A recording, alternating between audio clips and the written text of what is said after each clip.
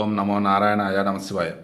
మహాభారతంలో వనపర్వం అండి. వనపర్వంలో వచ్చేసి మన భీముడు ధర్మరాజునికి చెప్పాల్సిన మొత్తం చెప్పాడు.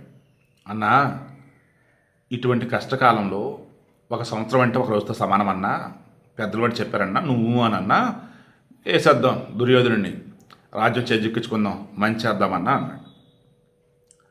ఇక ఈ విధంగా పలుకుతున్న భీముడిని ధర్మరాజు అనునయిస్తూ తమ్ముని శిరస్సును ఆగ్రహించాలి అన్నాడు. మహాబాహు, 11 సంవత్సరాలు గడిచిన తర్వాత అర్జున సహితుడిపై నీవు సుయోధన సంహరిస్తావు, సందేహం లేదు. భీమ, దుర్యోధనకి వధ తగిన సమయమని ఎన్నో విధాల పలికు. అసత్యం పలకడం నాకు ఇష్టం లేదు, అది నాకు చేత కాదు. పాపాత్మైనటువంటి సుయోధుడిని బంధు సహితంగా నీవు మోసం లేకుండానే చంపగలవు. ఈ విధంగా ధర్మరాజు భీముడితో మాట్లాడుతుండగానే మహాత్ముడైన బృహదర్శుడి మహర్షి అక్కడికి వచ్చాడు. నేను ఇది డిస్కస్ చేశాను. ఇక ఆయన వచ్చాడు, ఆయనతో మాట్లాడారు, అన్నీ చేశారు కదా. ఇక అప్పుడు సేదీరుడు ఉపనిష్ఠుడి బృహదర్శ మహర్షితో ధర్మరాజు అతి దీనంగా ఇలా పలికాడు. భగవాన్, పాచికలాటానికి పిలిచి మోసగించే ప్రజ్ఞ కలిగి పాచికలాటలో నేర్పరలేనటువంటి జోదగాండ్రు ఆటలో నన్ను పరాజితుని చేసి నా రాజ్యాన్ని హరించారు. ఆ పాపకర్మలు అక్ష విద్య తెలియని నన్ను మోసగించి ప్రాణాధికురాలైనటువంటి నా భార్యను కూడా సభలోనికి లాక్కువచ్చారు. తిరుగు జోదులను నన్ను ఓడించి నార బట్టలతో అతి దారుణమైనటువంటి వనవాసానికి పంపించారు. చాలా దుఃఖాన్ని పొందుతున్నాం. అతి దారుణమైనటువంటి మాటలను మరువలేక అరణ్యవాసంలో అనేక బాధలను అనుభవిస్తున్నాం.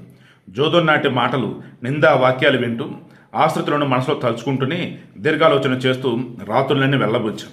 మా ప్రాణాలన్నీ ఆ అర్జునుడి మీద నిలుపుకున్నాం. ఇప్పుడు అర్జునుడు లేకపోవడం వల్ల శక్తిహీనులంటూ మేమున్నాం.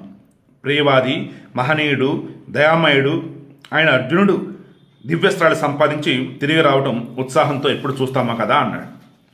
నా వంటి అదృష్టహీనుని ఇతపూర్వం మీరు ఎక్కడైనా చూశారా? కనీసం విన్నారా?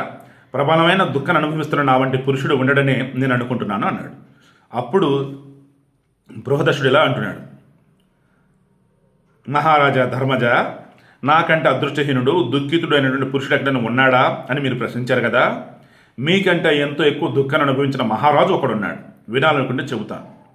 ఇలాంటి దురావస్థను పొందిన మహారాజుని గురించి వినగోరుతున్నాను. ఏ భగవాన్, చెప్పండి అని బృహదర్శుడు ధర్మరాజు అడిగాడు. అప్పుడు బృహదర్శుడు చెప్తున్నాడు, మీకంటే ఎక్కువ దుఃఖాన్ని పొందిన మహారాజు ఒకడు ఉన్నాడు. అతని కథను విను. నీ సోదర సహితుడిపై సావధాన చిత్తంతో విను. నిషిత దేశంలో వీరసేనుడిని ప్రసిద్ధుడైన మహారాజు ఉన్నాడు. అతనికి ధర్మార్థాలు బాగా తెలిసిన నలుడు అనే కుమారుడు ఉన్నాడు. సో నలుడి యొక్క తండ్రి ఎవరు? వీరసేనుడు. ఆ నలమహారాజును పుష్కరుడు మోసంతో జయించాడు.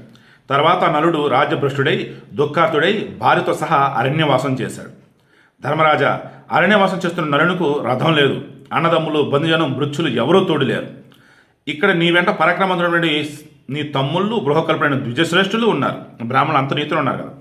అందుచేత నీవేమాత్రం దుఃఖింపవలసిన పనే లేదు. మహాత్ముని నలమహారాజు చరిత్రను విపులంగా వినాలనుకుంటున్నాను. నలుని కథను చెప్పాల్సిందిగా ప్రార్థిస్తానని చెప్పేసి యుధిష్ఠిరుడు అన్నాడు.